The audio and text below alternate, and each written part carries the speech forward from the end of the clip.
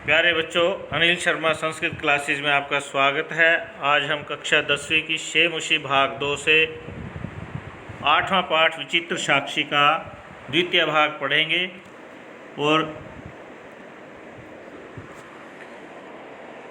तो प्यारे बच्चों, प्रथम भाग में हमने पढ़ा था कि एक व्यक्ति कुछ परिश्रम करके थोड़ा सा धन कमाकर अपने पुत्र को एक महाविद्यालय में दाखिला दिलाने में सफल हो जाता है और उसका पुत्र वहीं पर छात्रावास में रहकर पढ़ाई करने में लग जाता है। एक दिन वह जो है उसकी बीमारी की बात सुनकर व्याकुल हो जाता है और पैदल ही उससे मिलने के लिए चल देता है। शाम को अंधकार होने पर वह पास के गांव में एक व्यक्ति के घर पर रुकता है और तभी एक विचित्र घटना घटती है। उसी घर में एक व्यक्ति चोरी करने के लिए आ जाता है और वह जो अतिथि होता है वह उसे पकड़ लेता है, लेकिन वह व्यक्ति उसे ही चोर चोर कहकर चोर साबित कर देता है। अब उससे आगे का पाठ हम पढ़ते हैं क्या होता है।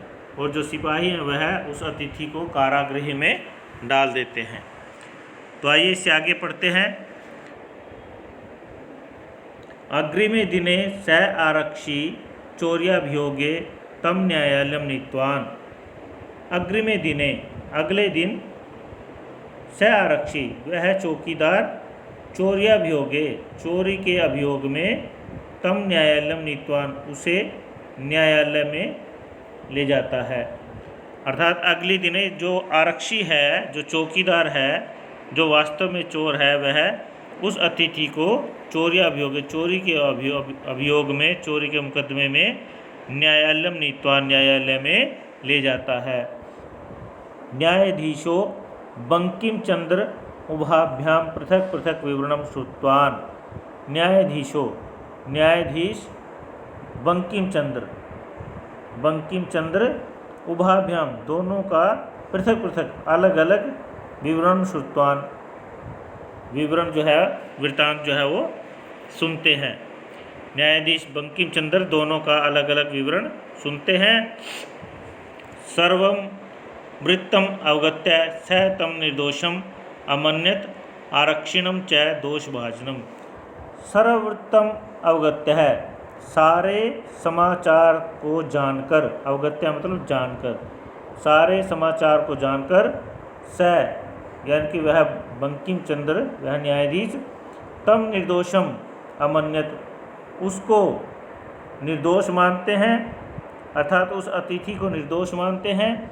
और आरक्षिणम च दोषभाजनम और आरक्षी को जो चौकीदार है उसको दोषभाजनम दोष का पात्र मानते हैं। भाजनम होता है पात्र, तो वह दोषी दोष का पात्र मानते हैं।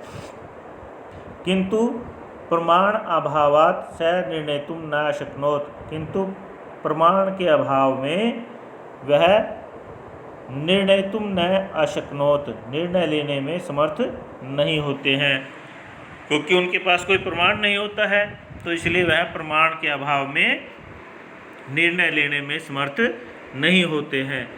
ततो असो तो अग्रिमे दिने उपस्थातुम आदिष्टवान। ततो असो वह जो है उन दोनों को अग्रिमे दिने अगले दिन उपस्थातुम आदिष्टवान उपस्थित होने के लिए आदेश देते हैं। वह जो है बंकिम चंद्र चटर्जी न्यायाधीश उन दोनों को अगले दिन उपस्थित होने के लिए आदेश देते हैं। अन्यद्यु तौ न्यायालय स्व स्वपक्षम पुनः स्थापितवन्तः। अन्यद्यु अगले दिन तौ वे दोनों न्यायालय में स्व स्वपक्षम अपना अपना पक्ष पुनः फिर से स्थापितवन्तः स्थापित करते हैं, अर्थात अपना अपना पक्ष रखते हैं। अगले दिन वे दोनों न्यायालय में अपना अपना पक्ष फिर से स्थापित करते हैं, फिर से रखते हैं। तदैव कश्चित् तत्रत्यः कर्मचारी समागत्यः न्यवेदयत् यत् इतः क्रोशद्वयान्तराले कश्चित् जनः केनापि हतः। तदैव कश्चित् तत्रत्य कर्मचारी समागत्य निवेद्यत। तदैव तभी कश्चित् तत्रत्य कर्मचारी कोई वहाँ का कर्मचारी जो वहीं पर कार्य करता था, तभी वहाँ पर कोई वहाँ का कर्मचारी समागत्य निवेदित आकर निवेदन करता है। तभी वहाँ का कोई कर्मचारी आकर समागत्य मतलब आकर निवेदन करता है। यत इतः कि यहाँ से कोश द्वया 2 कोश की अंतराले दूरी पर 2 कोश की दूरी पर कश्चित जना किसी व्यक्ति की केनापि हता किसी ने हत्या कर दी है। क्या निवेदन करता है कि यहाँ से कोश द्वया अंतराले 2 कोश की दूरी पर कश्चित जना किसी व्यक्ति की केनापि हता किसी ने हत्या कर दी है। तस्य मृत शरीरम राजमार्गम निक्षावर्तते है। तस्य मृत शरीरम उसका जो मृत शरीर है राजमार्गम निक्षावर्तते है राजमार्ग के निकट पड़ा है। उसका जो मृत शरीर है वो राजमार्ग के जो राजमार्ग है हाईवे है उसके निकट पड़ा है। आदिश्यताम किम करणीयम इति ही आदेश दें किम करणीयम क्या करना है। आप आदेश दें क्या करना है। न्यायाधीशा आरक्षण अभियुक्तम च तम शवम न्यायालय आनेतुम आदिष्टवान।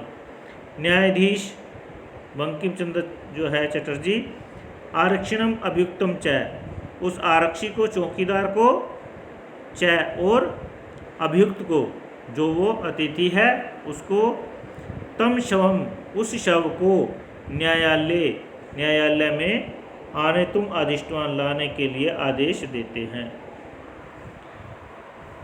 तब न्यायाधीश आरक्षणम अभियुक्तम च उस आरक्षी उस चौकीदार को और उस अभियुक्त को तम शवम उस शव को न्यायालय में आने तुम आदिष्टवान लाने का आदेश देते हैं।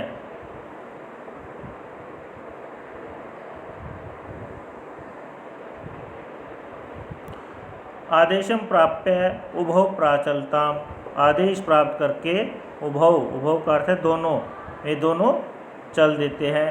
तत्रोपेत्य काष्ठपटले निहितम पठाच्छादितम देहम स्कंधेन वहंतो न्यायाधिकरणम प्रति प्रस्थितो हो।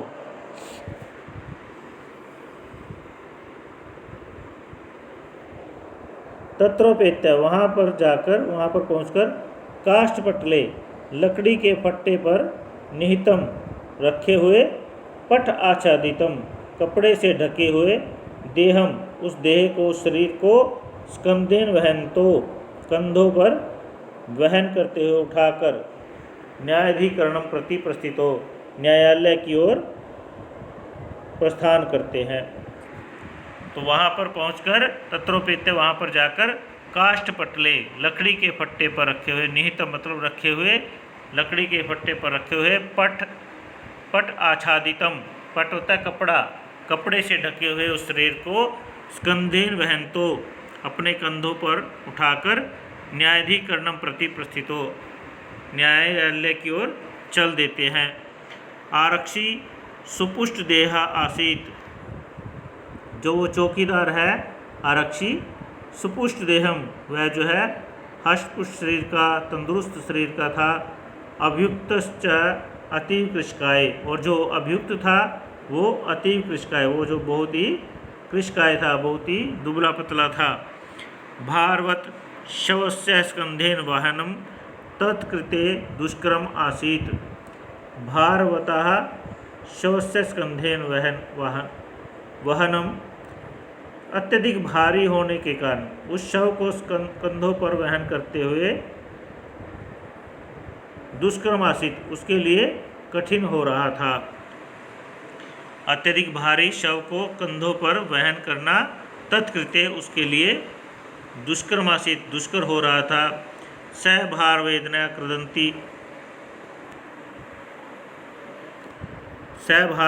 कृदंती समहा वह जो है अभियुक्त भार वेदना भार की वेदना से भार के दुख से कृदंती समहा रोने लग गया रुदन करने लग गया क्रंदन करने लग गया। तस्य क्रंदनम निशम्य मुदित आरक्षी तमुवाच। तस्य क्रंदनम निशम्य, उसके क्रंदन को, निशम्य, निशम्य का अर्थ है सुनकर, उसके क्रंदन को, उसके रोने को सुनकर मुदित आरक्षी, प्रसन्न होते हुए उस चौकीदार ने तमुवाच, उसे कहा, रे दुष्ट, अरे दुष्ट, तस्मिन् दिने, उस दिन, त्वया अहम चोरिताया मंजुषाया ग्रहणात् वारितः, उस दिन, त्वया अहम, तुमने मुझे, चोरिताया मंजुषाया, चोरी से उस संदूक को, ग्रहणात् वारितः, ले जाने से रोका था। इदानीं निज कृत्यस्य है फलम भुक्ष।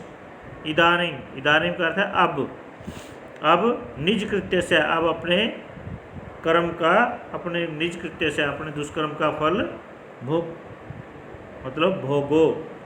अस्मिन् चौर्याभियोगे तव वर्षत्रयस्य कारादंडम लप्यसे।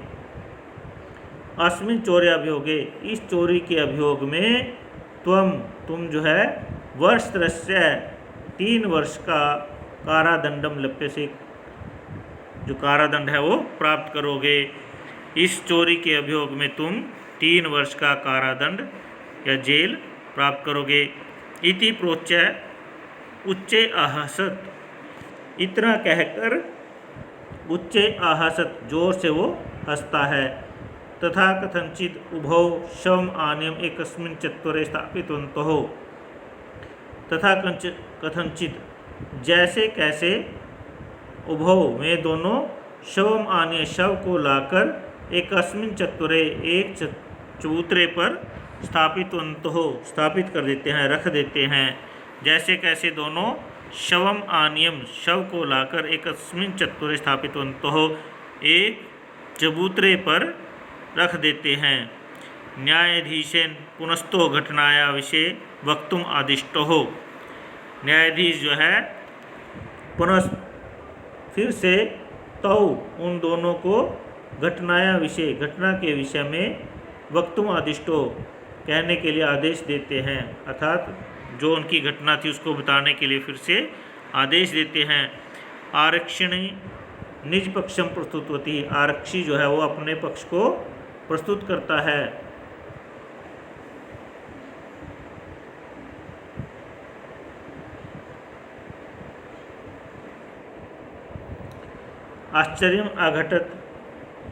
आश्चर्य घटना घटती है।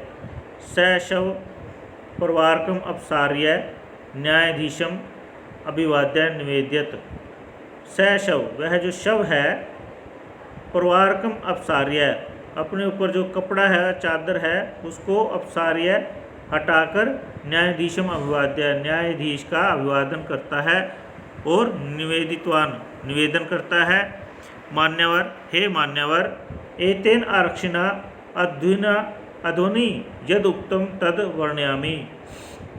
हे मान्यवर, एतेन आरक्षिणा, इस आरक्षी ने, इस चौकीदार ने, अध्वनि, रास्ते में, यद उक्तम, जो कहा है, तद वर्णयामि, वह मैं वर्णन करता हूँ। त्वया अहम चोरिताया मंजुषाया, तुमने मुझे चोरी की संदूक जो है ले जाने से